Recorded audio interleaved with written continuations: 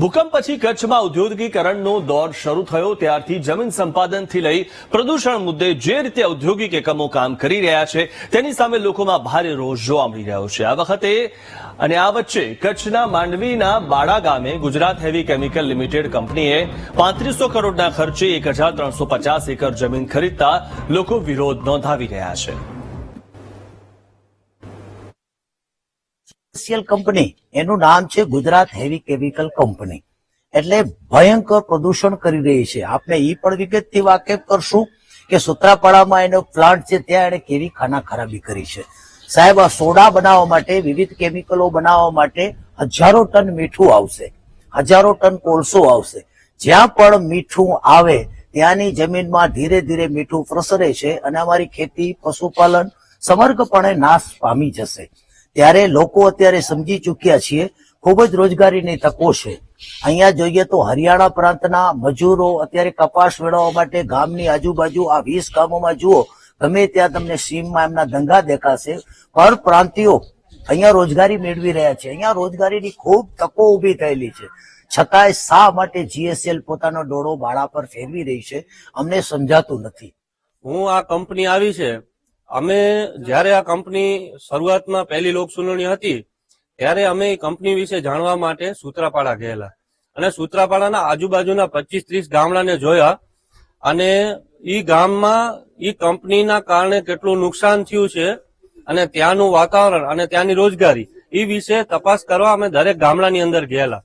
તો ત્યાં અમને ખબર પડી કે આ તો કંપની વિકાસ નહીં વિનાશ નોતરે છે। ત્યારે તો અમને ખબર પડી કે કંપની બહુ નુકસાનકારક છે।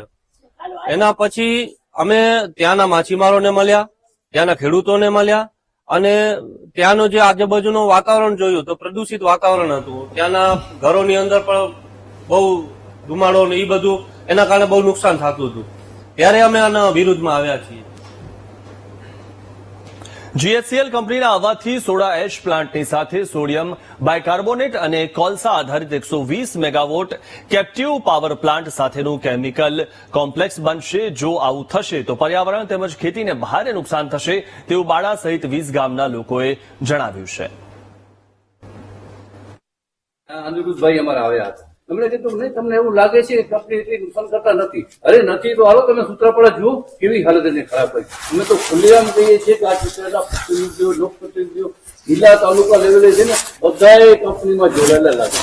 આના ઉપરથી અમને પૂરેપૂરો સાથે જાય છે ભાઈ અમે તમને લાખો મતોથી 70,000 મતથી જીતથી તમને જીતાડ્યો અને તમારો અમારી કને એક જ પ્રશ્ન હતો કે અમને બીજો વિકાસ થઈને કંપની અમને નડેથી કંપની કાઢો અને બધાના માટે મારા માટે એવું નથી સાહેબ, બધા માટે આખો તાલુકો માટે હું તો કહું છું કચ્છ માટે ખરાબ દેખાય પણ જેવા જોવા જઈએ ને તો આખા માંડવીમાં ભાઈ અસર થશે, બધા લોકોને આ પ્રકારની ભાવિ પેઢી માટે પણ ખરાબ છે। ઘણા કહે છે કે મોટા મોટા એમએલએ કહે છે કે આપણા બધા વિસ્તારમાં વિકાસ થશે।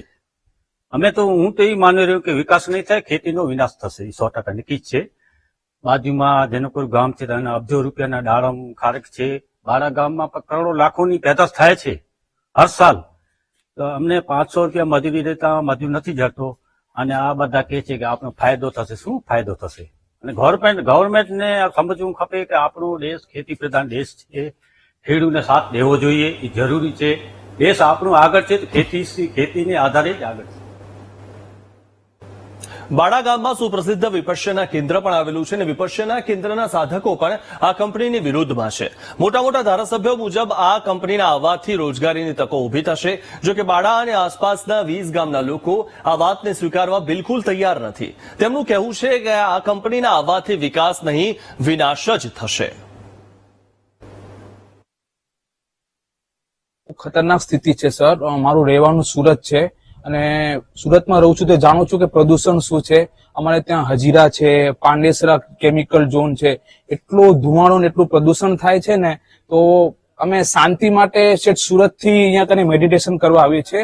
હું કન્ટિન્યુ 16-17 વર્ષથી મેડિટેશન કરવા માટે અહીંયા આવું છું બીકોઝ અહીંયાનું વાતાવરણ શાંત છે, પવિત્ર જગ્યા છે, હવા ચોખ્ખી, પાણી ચોખ્ખું, ગામ શાંત વાતાવરણ તો મન શાંત થઈ જાય અને હિસ્ટોરિકલ પ્લેસ છે ધમસિંધુ, ગુજરાતનું સૌથી જૂનામાં જૂનું સેન્ટર। તો આવી પવિત્ર જગ્યાએ આવી ખતરનાક કેમિકલ ઇન્ડસ્ટ્રી જો લાગે તો સેન્ટરને નુકસાન છે, એનાથી વધારે પ્રદૂષણ થશે, ગામને નુકસાન, બાજુમાં સમુદ્ર કિનારો છે તો પૂરી વાતાવરણ અને પ્રકૃતિ તહેસ-નહેસ થઈ જાય છે. સાધક તરીકે તો મને નિર્મળ બનાવતી એક સાધના છે, મને મજબૂત બનાવવાનું, મને વસના કરવાનું. જે આપણે કામ કરતા હોઈએ ત્યારે ક્યારેક મન ઉપર એવી જેમ કે માનસિક રોગો, તણાવ, હતાશા જીવનમાં આવતું હોય તો વિપશ્યના સાધનાથી આ બધી જે દુર્ગુણો છે એ દૂર થાય છે અને માનસિક શાંતિ મળે છે અને મનની શક્તિ આપોઆપ વધવા લાગે છે. આ ટેકનિક કરવાથી આ બધા ઘણા બધા લાભો છે. જીસીએલ જે કંપની આવે છે એનાથી તો વિપશ્યના ઉપર ખૂબ જ અસર થવાની છે, કારણ કે આ જે પ્રદૂષણ જે થશે, કેમિકલો જે બધા કાઢશે અને પ્રદૂષણના કારણે અવાજ, ઘોંઘાટ, આવડી ટ્રકો આવશે, એવું બધું ઘણું બધું છે. તો આ જો વાતાવરણ બહાર ઉભું થશે કેન્દ્રની આજુબાજુમાં તો લોકો શાંતિથી અહીંયા